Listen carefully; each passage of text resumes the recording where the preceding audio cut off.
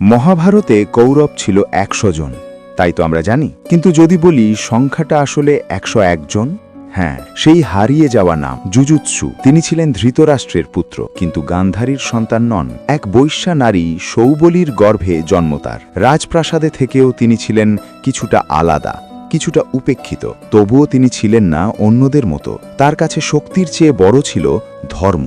কুরুক্ষেত্রের যুদ্ধ শুরুর ঠিক আগে যুধিষ্ঠির ঘোষণা করলেন, যারা ন্যায়ের পক্ষে তারা এক্ষুনি আমাদের দলে আসতে পারে।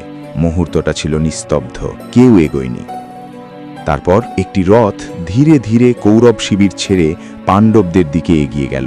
সে রথে ছিলেন জুজুৎসু। নিজের ১০০ ভাইয়ের বিরুদ্ধে দাঁড়ানোর সাহস কজনের থাকে? তিনি শুধু পক্ষ বদলাননি, তিনি বেছে নিয়েছিলেন সত্যের পথ।